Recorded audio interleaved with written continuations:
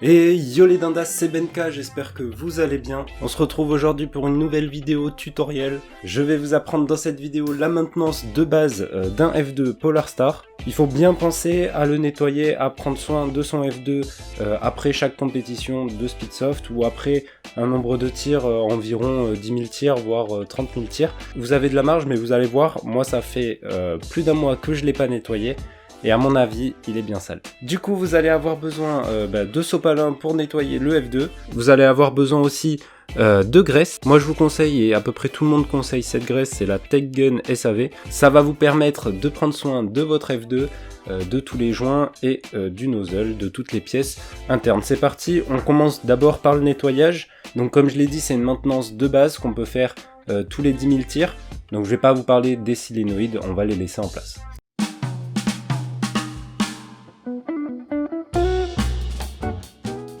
On commence par retirer le cylindre, c'est dans le sens horaire, on dévisse. On devra avoir normalement le nozzle qui vient avec. Hop. Donc on a notre cylindre, on a notre nozzle qu'on peut venir pousser pour éjecter. Donc on passe ensuite, ici on a un petit ressort, hop, qui vient avec un appui ressort, juste ici. Normalement on vient juste tirer comme ceci. Là on a notre sleeve, c'est le plus dégueulasse, c'est là où il y a le plus de saleté là je trouve. C'est pour ça que je fais cette vidéo aussi, ça va me permettre moi de faire mon entretien et de vous expliquer un peu comment on prend soin de son F2 parce que c'est important. Ça peut être la source d'irrégularité, ça peut être la source aussi d'imprécision ou encore même la source de perte d'air très rapidement. On passe ensuite au popette qui est juste là. Hop, on a juste à tirer. Celui-là aussi qui est super sale et qu'on va venir regraisser juste après. Et on a un tout petit joint au fond juste ici que vous pouvez venir sortir et regraisser si vous avez envie. Donc on va passer au nettoyage. On va prendre un bout de sopalin et on va venir dégraisser et enlever toutes les saletés.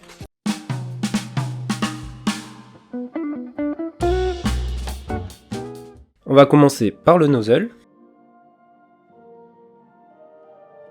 Donc on vient nettoyer l'intérieur.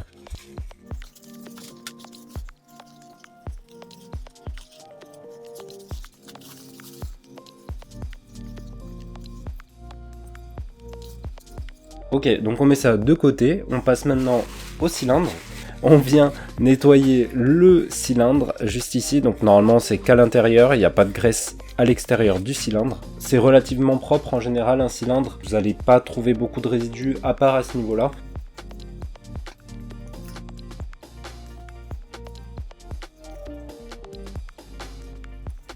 Hop là, on a un cylindre qui est propre. On a ensuite le ressort. Donc le ressort, pas grand chose à nettoyer. On peut dégraisser un peu, mais c'est surtout la base du ressort à nettoyer. Hop. Le ressort, normalement, il n'y a pas trop de graisse dessus. Surtout faites attention avec le ressort, hein, le déformez pas. On passe ensuite au sleeve, si vous voulez le nom en anglais. Il est sale, donc là, il y a un nettoyage à faire. Je sais pas de votre côté s'il va être aussi sale. En tout cas, le mien, on aurait dit du moisi sur le coup. Mais ça part bien. C'est le principal. Et on va venir nettoyer maintenant l'intérieur.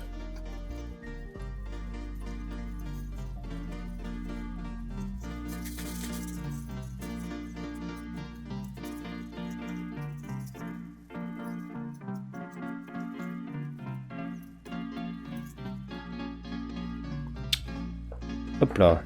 Ok, on a nettoyé tout ça. On passe maintenant aux popettes. Pareil, c'est du dégraissage.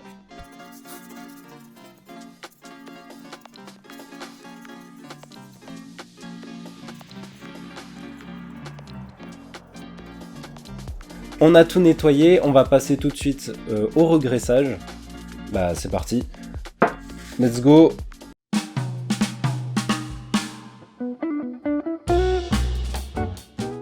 Pour le regraissage, vous allez avoir besoin de votre graisse. Moi, je vous préconise d'utiliser un pinceau pour accéder aux zones un peu plus dures à l'intérieur, mais aussi pour tout ce qui est joint.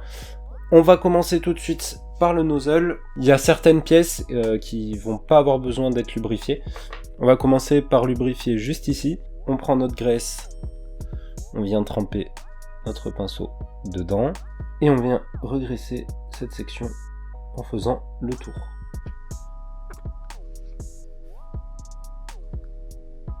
On veut qu'il y ait une couche tout autour, on étale bien. On passe maintenant au joint.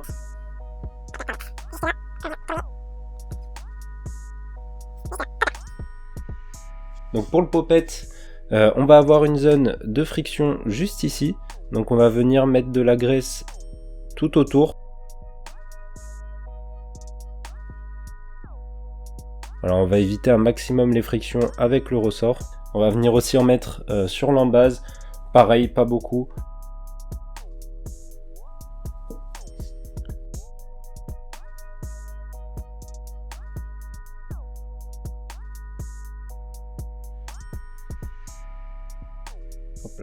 Et comme c'est important de garder les joints humides, on va venir mettre un peu de graisse qu'on va étaler au doigt pour pas qu'il sèche et pour pas que il s'abîme avec le temps, qu'il craque et du coup après vous allez avoir une fuite tout simplement. Je vais l'étaler au pinceau, vous pouvez l'étaler avec le doigt, c'est vraiment juste pour humidifier le joint.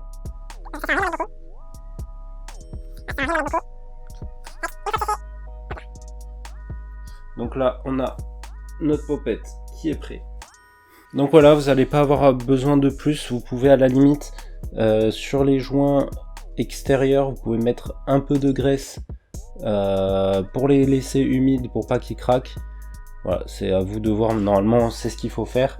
C'est vraiment juste pour que ce soit humide, rien à voir, aucune zone de friction ici.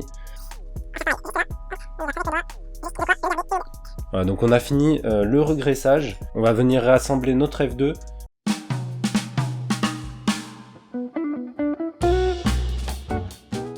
On remet notre poppet juste ici. Hop. On va venir remettre notre sleeve dans le bon sens. Donc ici vous voyez il y a un petit trident. On a deux gros cylindres juste là et un plus petit ici. Le plus petit va venir au niveau du joint.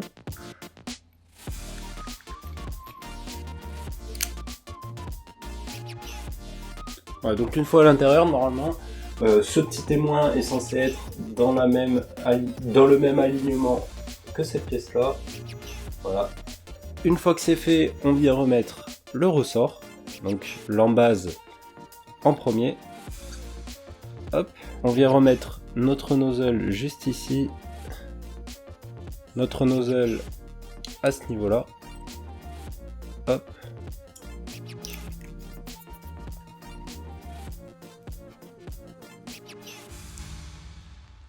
Hop. Et voilà. Et voilà, vous avez fini la maintenance de votre F2 Polarstar. À vous de la reproduire quand vous sentez que votre F2 en a besoin. En général, essayez de le faire 1 à 2 fois par mois si vous jouez tous les week-ends. J'espère en tout cas que cette vidéo vous aura été utile et qu'elle aura pu servir à beaucoup d'entre vous, toute personne qui a un F2. Moi je vous souhaite encore une très bonne année. C'était Benka, à samedi prochain. Ciao.